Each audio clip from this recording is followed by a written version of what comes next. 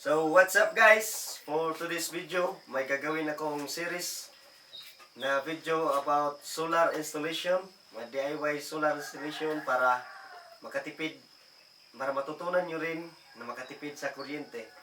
So in this video, mag-unbox ako ng isang materialis na gagamitin para sa ating solar installation. So here we go!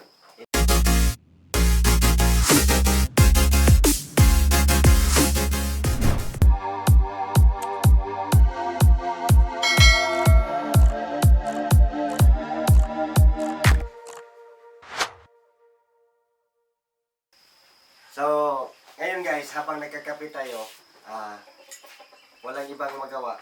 Kaya i-unbox natin itong solar panel. Solar panel po ito. Ito, dalawa. So, panoorin nyo lang. Mayroon tayong may explain dyan. So, kape-kape muna.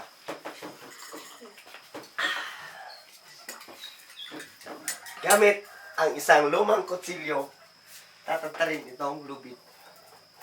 Putulin. Tarin. Bitaw.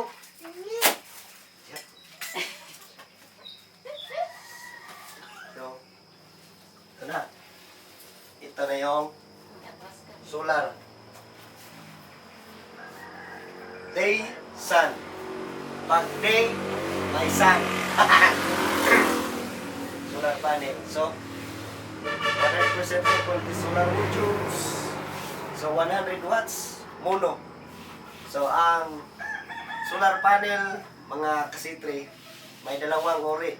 Yung monocrystalline at monocrystalline at polycrystalline. So, yung mono, so, i-compare natin yung dalawa. Yung mono is mas expensive siya kaysa polycrystalline. At sa harvesting naman, during sa may araw, yung monocrystalline is efficient yung harvest niya, sunlight harvest, kaysa sa polycrystalline. So yon yung pagkakaiba ng dalawa. Mas mahal siya, pero good ang harvesting. Ito mono. 100 watts siya. So ang kailangan kasi ng setup ko is 200 watts. Kasi nagamit ako ng battery na 100 ampere hour. Kasi ang pag-set up kasi ng solar at saka yung battery, dapat 2:1. Dapat kung 100 ampere hour yung battery mo, dapat times 2 yung watt na gagamitin mo sa solar. So 200 watts plus 100 battery. Ganon yun. Ganon yung explanation.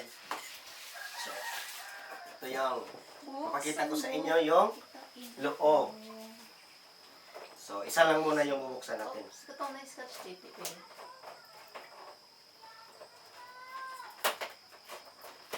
Ayan. Yan na! Binuksan na! Ayan na. Sino kaya nasa loob yan?